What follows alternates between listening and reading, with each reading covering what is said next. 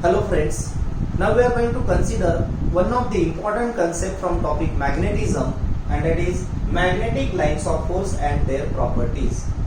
We know that magnetic lines of force are used to represent magnetic field graphically or pictorially and is defined as the path along which a free unit positive pole strength will displace when placed inside magnetic field.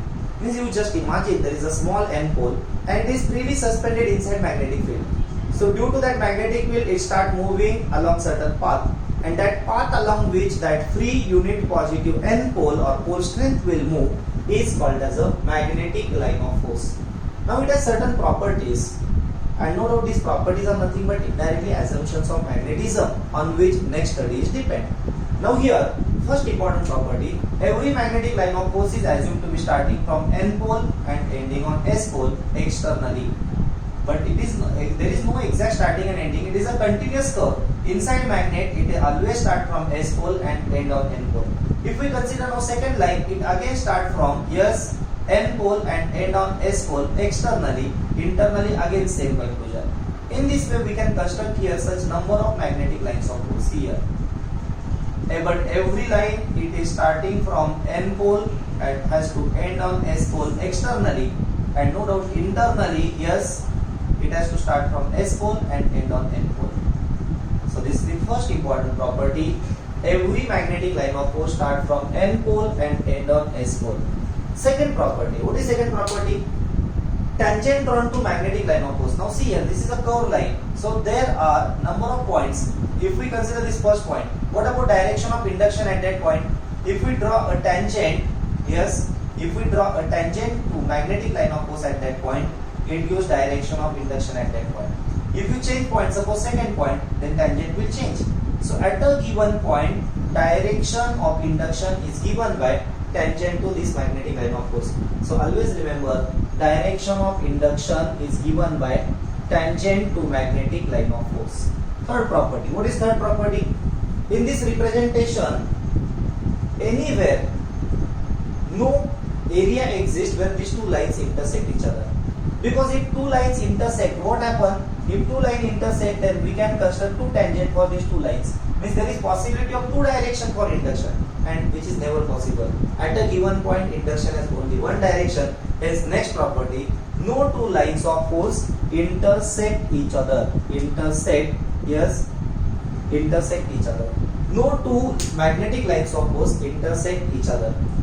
Means if intersect, there is a possibility of two directions, which is never possible. So always remember, no two magnetic line of force intersect each other. Fourth property, these lines are closely arranged in a region where magnetic field is greater. See here, separation between these two lines is smaller. Means there is a more crowd of lines. Separation between these two lines is wider. So if we compare these two regions, here induction is smaller, here induction is greater. Means such a region where magnetic lines of force are closely arranged, magnetic field is greater. Such a region where magnetic lines of force are widely separated, magnetic field is smaller.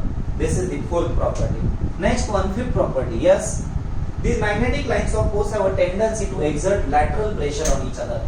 You just imagine there are two magnets having like pole pointing towards each other. You just imagine. N1 pole of first magnet, N2 pole of second magnet. Now we know that they repel each other. Why they repel? Because there is an important property of their magnetic lines of force. These magnetic lines of force exert lateral pressure on each other. Means if we consider magnetic lines of force of first magnet, yes, they exert lateral pressure on second magnetic line of force of second magnet. Similarly, these lines exert lateral pressure, and due to lateral pressure, yes, these magnets can repel each other. So this is the fifth property. Lines can exert lateral pressure on each other, which helps us to explain force of repulsion. Next, sixth property. Yes, what is sixth property?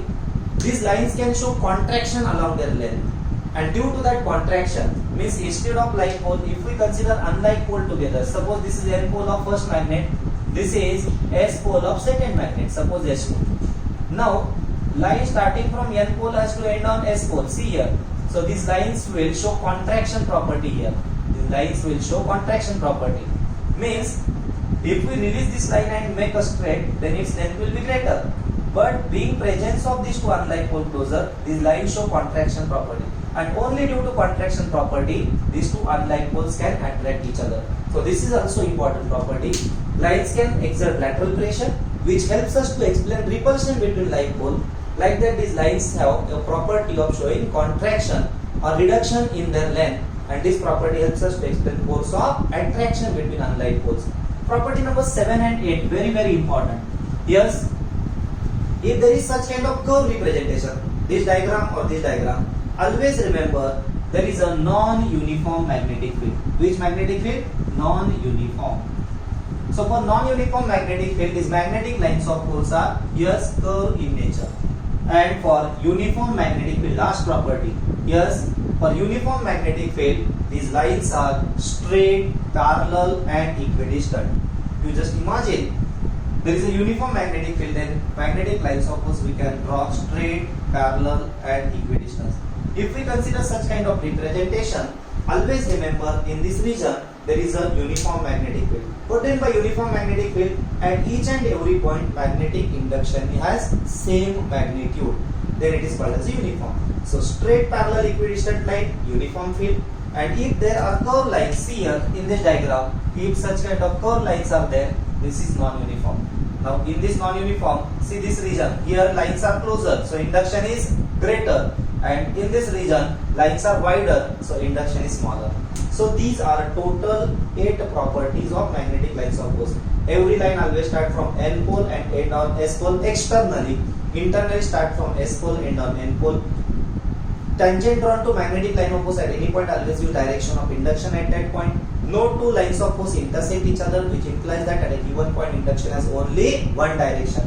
Fourth property, they are closely arranged in a general magnetic field is greater. They are widely separated general magnetic field is smaller. Next property, they can exert lateral pressure on each other, which helps us to explain force of repulsion between like poles. They can show contraction along their length, which helps us to explain force of, yes, tell me, attraction between unlike poles.